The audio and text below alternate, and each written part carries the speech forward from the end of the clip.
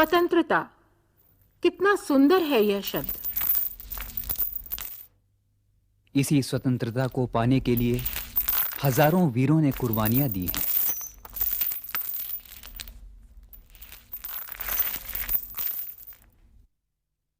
पर कुछ लोग ऐसे भी थे जिन्हें दूसरों की स्वतंत्रता से मानो सख्त नफरत थी। जहां किसी देश की आजादी का प्रश्न आया, वे आजादी चाहने वालों को यानी स्वतंत्रता सेनानियों को अकथनीय यातनाएं देते थे, यहां तक कि मार भी डालते थे।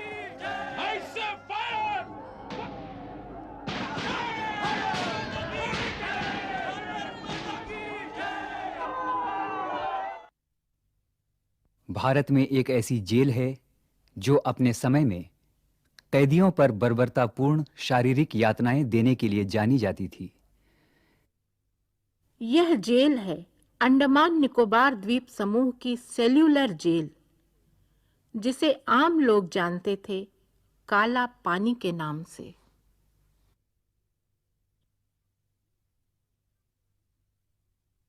यहां कैदियों में कुछ साधारण कैदी तो थे ही, उससे कई गुना अधिक थे स्वतंत्रता सेनानी।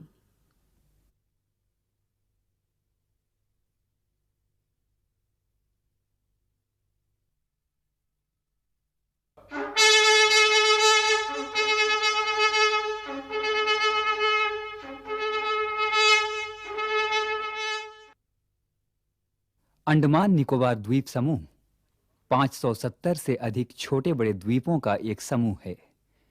ये द्वीप एक कतार के रूप में उत्तर से दक्षिण तक 700 किलोमीटर से अधिक के क्षेत्र में फैले हुए हैं। यहां का 92% भूभाग घने जंगलों से घिरा हुआ है। काफी कम आबादी वाले इस क्षेत्र में अंग्रेजों ने 1906 में इस सेलुलर जेल का निर्माण किया। 18वीं शताब्दी के अंत में भारत के अंग्रेज शासकों ने सजा पाए भारतीयों को एक ऐसे स्थान में रखने की खोज शुरू की जो शेष देश से अलग हो और जहां कैदियों को इच्छापूर्वक कठिन दंड दे सकें। अंग्रेजों ने इसी प्रकार की व्यवस्थाएं अपने दूसरे शासित उपनिवेश जैसे पेनांग, सिंगापुर, मलाका और अराकान में भी अपनाई हुई थीं। ईस्ट इंडिया कंपनी के एक हाइड्रोग्राफर कैप्टन ब्लेयर और सर्वेयर जनरल ऑफ इंडिया के कर्नल कोलबुक की सलाह पर सन 1790 में अंडमान द्वीप के छाथम द्वीप में सजा पाए हुए लोगों की बस्ती का निर्माण किया गया, परंतु वहां का परिवेश रहने लायक न था। काफी मात्रा में कैदी कुछ ही महीनों के भीतर मर गए। मृत्यु दर इतनी बढ़ गई कि सन 1796 ईस्वी में इस जेल को बंद कर देना पड़ा। 19वीं शताब्दी की शुरुआत से ही देश में स्वतंत्रता आंदोलन की चिंगारी भड़कने लगी थी। देश के विभिन्न भागों में स्थानीय नेता अंग्रेजी साम्राज्य के विरुद्ध अपनी अपनी आवाज उठाने लगे, परंतु आपस में तालमेल के अभाव से यह राष्ट्रीय आंदोलन का रूप न ले सका। सन 1857 में देश के अनेक भागों में बड़े पैमाने पर सरकार के विरुद्ध लड़ाई शुरू हुई। यह लड़ाई 1857 के गदर के नाम से जानी जाती है। लोग इसे स्वतंत्रता की पहली लड़ाई भी कहते हैं। इसने पूरे देश को शीघ्र ही एक सूत्र में बांध दिया। गदर में भाग लेने वाले हजारों को सरकार ने पकड़ा। इनमें से कईयों को, जो सरकार के लिए ज्यादा खतरनाक माने जाते थे, कहीं दूर भेजने की योजना बनाई गई। अंडमान के छाथम द्वीप में फिर एक बार कैदियों की बस्ती खोली गई और क्रांतिकारियों को वहां भेजा गया। सन 1857 के गदर के बाद जब बाहबियों ने उत्तर भारत में भूमि व्यवस्था के क्रूर नियमों के विरुद्ध लड़ाई लड़ी, तब उन्हें अन्य कई लोगों के साथ छाथम द्वीप के काला पानी की उन काल कोठरियों में डाल दिया गया। सन 1890 के दशक में अंडमान द्वीपों में जो कैदी दंडित किए जाते थे, उनकी अधिक मृत्यु दर का कारण खोजने के लिए एक जांच आयोग का गठन किया गया था। अपनी सिफारिश में आयोग ने कैदियों को शारीरिक दंड देने के स्थान पर एकांत में रखने की दंड व्यवस्था पर अधिक बल दिया। इस सिफारिश से सेलुलर जेल के निर्माण का रास्ता खुला। भारत माता की जय! भारत माता की जय! सेलुलर जेल का निर्माण 1896 ईस्वी में पोर्ट ब्लेयर में शुरू हुआ और सन 1906 ईस्वी में यह बनकर तैयार हुई। इसमें कैदियों को एकांत में कैद करने के लिए 698 काल कोठरियां बनाई गई थीं। इसमें 7 खंड थे। इनमें से अब केवल 3 खंड ही बचे हुए हैं।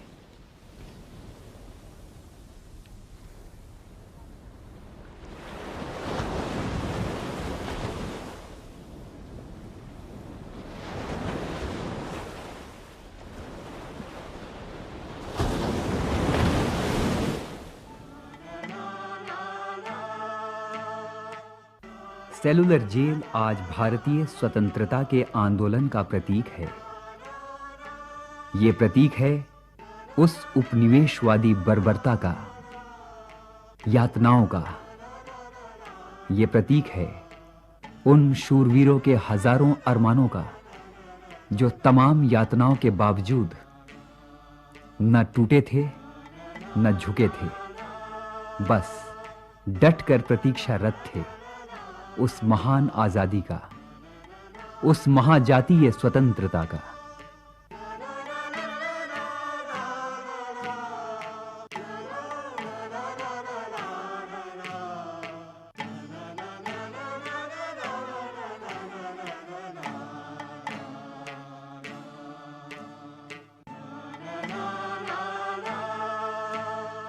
जेल में कुछ विशेष क्षेत्र थे जहां कैदियों को कठिन परिश्रम करना पड़ता था।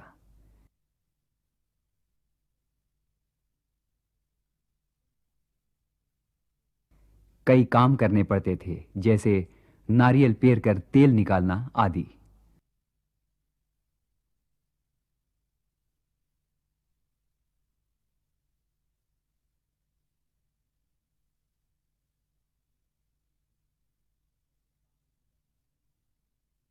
काम पूरा न कर पाने पर बर्बरतापूर्वक शारीरिक यातनाएं दी जाती थीं।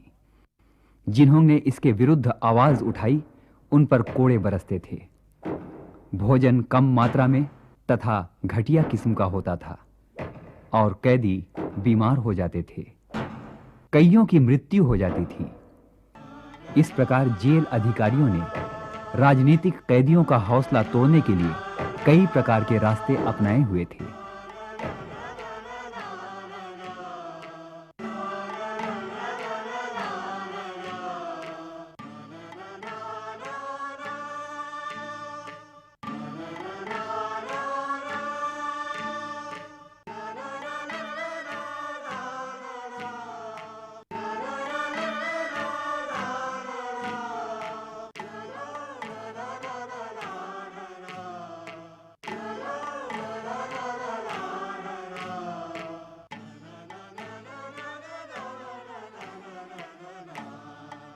कैदियों को आपस में मिलना जुलना भी मना था।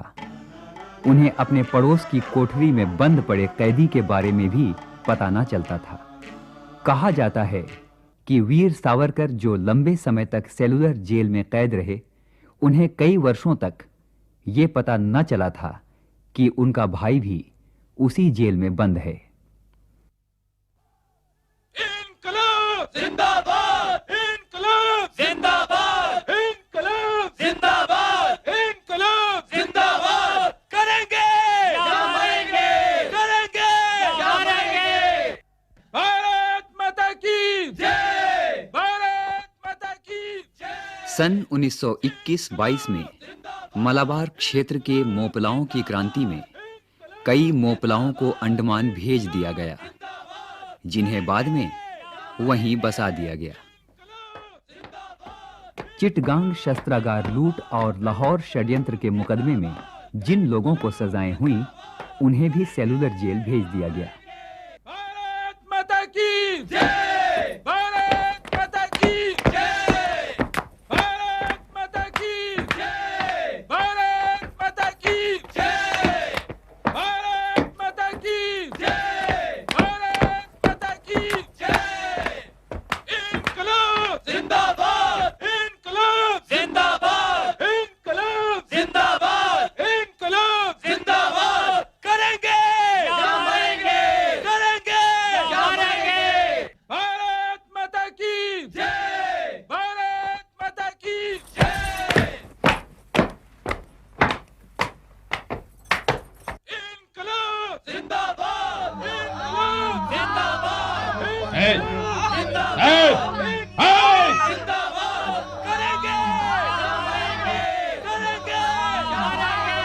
भारत माता की जय, भारत माता की जय, भारत माता की जय, भारत माता की जय, भारत माता की जय, भारत माता की जय, भारत माता की जय, भारत माता की। राजनीतिक कैदी जेल अधिकारियों के क्रूर आचरण के विरुद्ध समय समय पर भूख हड़ताल करते थे।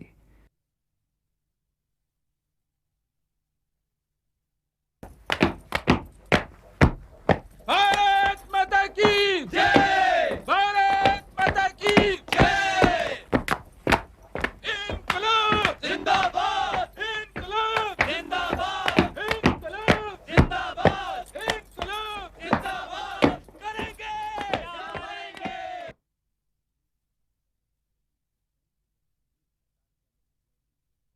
भूख हड़ताल कर रहे कैदियों को बलपूर्वक खाना खिलाया जाता था, जिसके फलस्वरूप महावीर सिंह, मोहित मित्रा और विनोद किशोर नामदास आदि की मृत्यु हुई।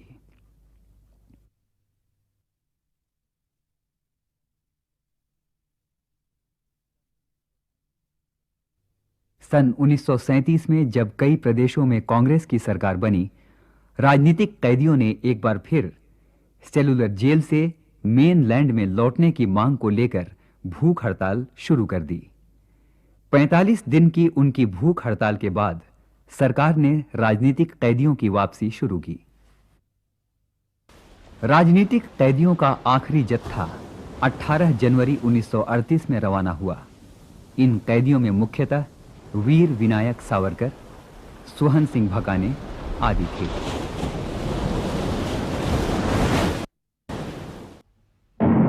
द्वितीय विश्व युद्ध के दौरान जापान ने मार्च 1942 में अंडमान निकोबार द्वीप समूह को अपने कब्जे में ले लिया। सेलुलर जेल भी जापान के कब्जे में आ गई। जापानियों ने कई लोगों को अंग्रेज सरकार के गुप्तचर होने के संदेह में यातनाएं दी, मार डाला। यातनाएं अंग्रेजों के समय मिलती थीं, अब जापानियों के समय भी मिली।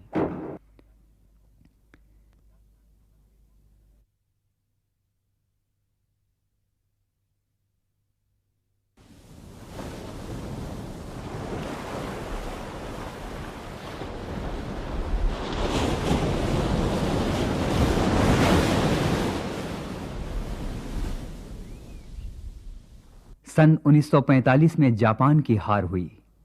अंग्रेजों ने इस द्वीप समूह को एक बार फिर अपने कब्जे में ले लिया। इसके बाद यहां कैदियों को दंडित करने की बर्बर व्यवस्था को बंद कर दिया।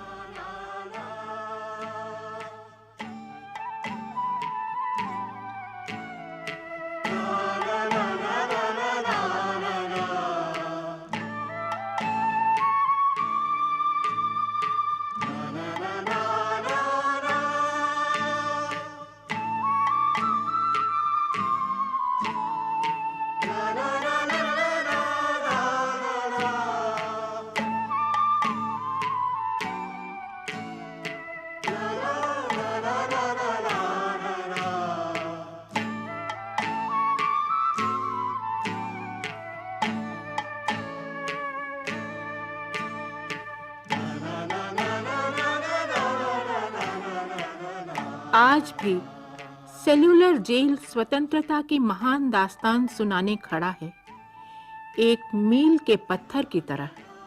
अंडमान और निकोबार की राजधानी इस खूबसूरत शहर पोर्ट ब्लेयर में दास्तान उन शूरवीरों की जिन्होंने अपनी आहुतियां दी हैं भारत मां की स्वतंत्रता के लिए। दास्तान उस बर्बरता की जो स्वतंत्रता की आवाज को दबाए रखने की भरपूर कोशिश करती थी। दास्तान इन ईंटों और गारे की जिन्होंने उस बर्बरता को भी देखा है और साथ में स्वतंत्रता की उस आवाज को भी सुना है।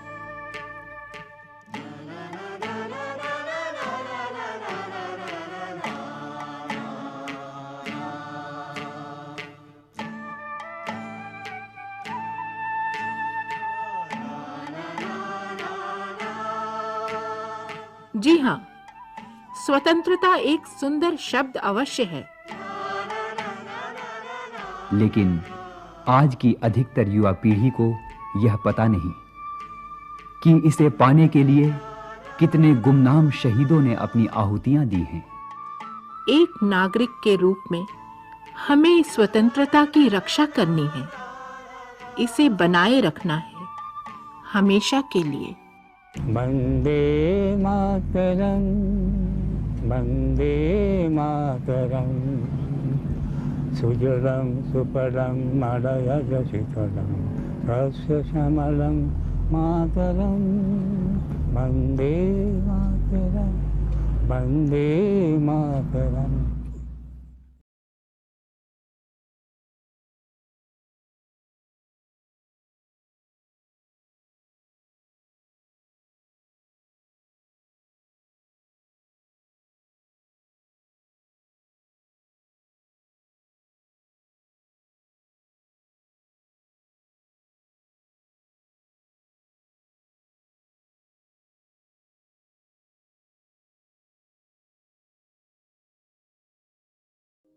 तलवारों पे सर बार दिए, अंगारों में जिस्म जलाया है,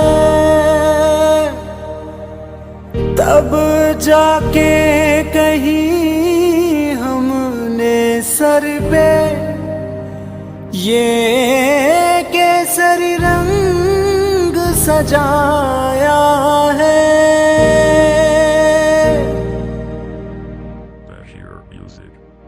ऐ मेरी ज़मीं अफसोस नहीं जो तेरे लिए सौ दर्द सहे, महफूज रहे तेरी आन सदा चाहे जान मेरी रहे न रहे। ऐ मेरी ज़मीं महबूब मेरी, मेरी नस नस में तेरा इश्क बहे, फीका न पड़े कभी रंग तेरा जिस्मों से निकल के खून कहे। तेरी मिट्टी में मिल जावा गुल बन के मैं खिल जावा, इतनी सी है दिल की आरज़ू। तेरी नदियों में बह जावा तेरे खेतों में लहरावा, इतनी सी है दिल की आरज़ू।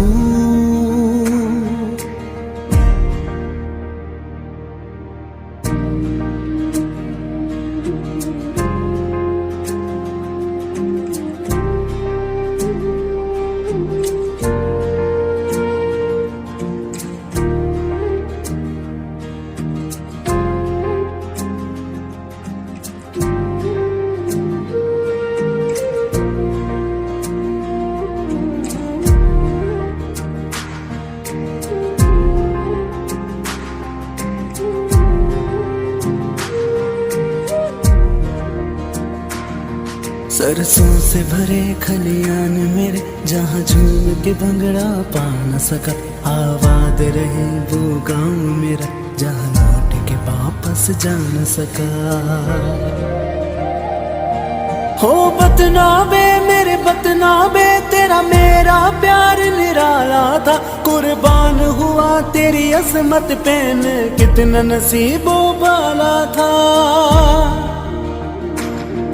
तेरी मिट्टी में मिल जावा गुल बन के मैं खिल जावा, इतनी सी है दिल की आरज़ू।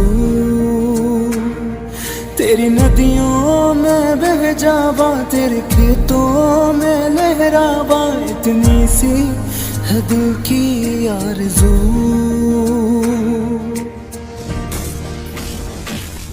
ओ हीर मेरी तू हंसती रहे, तेरी आंख घड़ी वरना ना हो, मैं मरता था जिस मुखड़े पे कभी उसका उजाला कम न हो माई मेरी क्या फिक्र तुझे क्यों आंख से दरिया बहता है, तू कहती थी तेरा चांद हूँ मैं और चांद हमेशा रहता है। तेरी मिट्टी में मिल जावा, गुल बन के मैं खिल जावा, इतनी सी है दिल की आरज़ू। तेरी नदियों में बह जावा, तेरी फसलों में लहरावा, इतनी सी है दिल की आरज़ू।